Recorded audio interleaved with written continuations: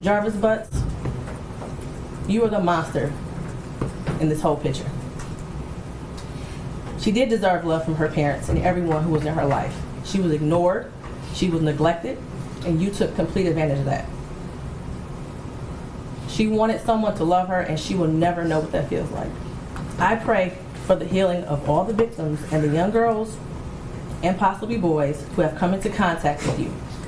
As a community, we should look at this case as a prime example of how much work we have to do when it comes to protecting our children and especially our Black girls. I pray for closure and healing for all those who have been traumatized by you. Hello everyone, it's Queen Line back to you with another video. This video is an update within the Ziyah Harris case. Before I begin, I would like to extend my support and condolences to the family and community at this time, in addition to the additional survivors who were affected by the defendant in these cases. According to reports, Jarvis Butts, who was charged with SA and homicide of 13-year-old Ziyah Harris, who went missing in January of last year, appeared in court on October 8th, 2025. Butts was charged on September 26th, 2025 with the SA of an 8-year-old relative's. Authorities state he allegedly SA'd the child between June 2021 and June 2022 at an auto repair shop in Detroit. He appeared in court for a probable cause hearing via Zoom. In the hearing, Judge Sean Jacquet scheduled Butts' preliminary hearing for October 22nd, 2025 at 1:30 p.m., where he will determine if there is enough evidence in the case to send to trial. Butts' trial in the Ziyah Harris case, which was initially scheduled to begin in October, has been pushed back to February of next year. Again, condolences to the Harris family as well as the community as you are seeking justice for Ziyah Harris, in addition to support to the survivors of this case and others unknown, because it's clear that Jarvis Butts has been getting away with these disgusting acts for years. And the fact that unfortunately Ziyah Harris and her baby had to pay the price for this to be brought to trial says, as a community, we have a long way to go. I truly believe that Jarvis Butts, this monster, has more victims. And I pray that once this case is underway, they will find the courage to come forward. I don't believe that Jarvis Butts did these acts just to Ziyah Harris and the survivors that came forward. In my previous reporting on this case, the prosecutors pointed out how Jarvis Butts would target women with children. I'm gonna repeat it again. The prosecutors office pointed out how Jarvis Butts, this monster, would target women with children. So what does that mean? I truly believe the prosecutor's office, as well as the Detroit Police Department, has to do a deep dive investigation on whom Butts was seeing, because it's clear that this monster has been doing some evil acts to these children. And of course, these pygmies, I'm going to keep on calling them pygmies, were not paying attention. And now we are here. The adults who should have been protecting Ziyah Harris, as well as the survivors of this monster, were not doing their job.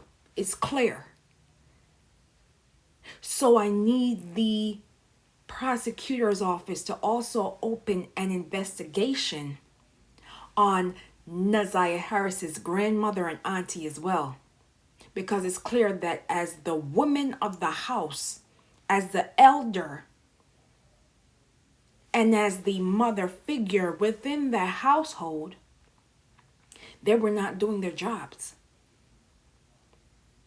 Other people had to step in. And even their allegations were not taken into consideration. And now this baby, who had a baby, or should I say in the process of having a baby, it's sad. It's truly sad all the way around. And we need to stop this protecting of PDF files. They do not need protection. These PDF files do not need protection. It is time for us to stop acting as if it cannot occur within our communities, because it does. And it is up to us as community members, if we want better for our children, regardless if they are ours or not, it is up to us to make sure that they are safe so that they can have a better life than we did. Now you will watch this brief flashback and I will be back with my final commentary. There were several allegations being brought to CPS and the ball once again was dropped. Everybody's playing hot potato because nobody wants to be held responsible. The Detroit Police Department did not do their follow-ups. So again, everybody's playing hot potato with this case because they know that if Ziyah Harris was a 13 white child in Detroit, we would not be even having this conversation right now. Let's be honest. If Ziyah Harris was a white child, and I'm assuming that these other victims are also black. So let us assume we have this PDF file out here violating little white children. We would not be having this conversation right now. But because these are black children, it's not my business, it's not my problem. I'm not doing my due diligence as an officer, as a CPS advocate. I'm not doing my job to protecting this child because that's not my baby, that's not my business. Everybody who knew something was wrong and advocated for these survivors in Ziyah Harris, I thank you. Because you were ringing the alarm. But the system was not paying attention, and now we are here. Ziyah Harris deserves the very best, just like any other child. I am sick and tired of having these conversations about not listening to your child. We have got to get away from this mentality of, if she's acting different, she's acting grown. No, boo-boo. No. She's acting different because your baby daddy is doing something weird with her. So of course she's gonna act different. Woman to woman, we know when a young child is acting different, something's not adding up. And instead, we are here because the adults in the home and the adults outside the home were not paying attention. And Ziyah Harris and her baby, unfortunately, had to pay the price. Yes, Jarvis Butts is indeed a monster. One of the lowest SOB PDF file indeed. But because the adults are on him and the pick-me's, yes, the pick-me's, you wanted a PDF file inside of you?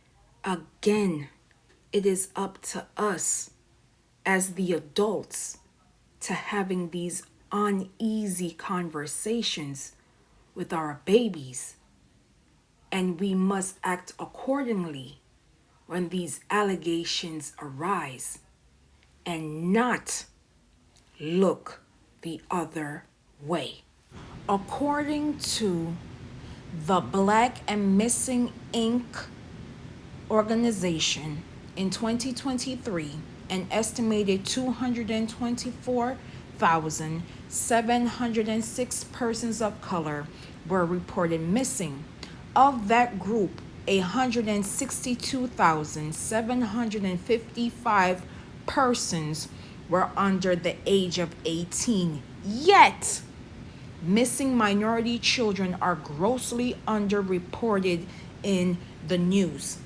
I've said this before, and I will say it again.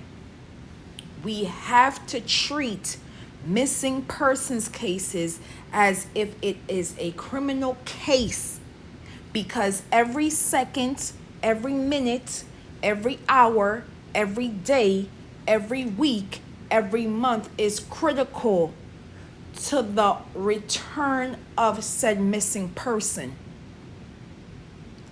Everyone has a routine.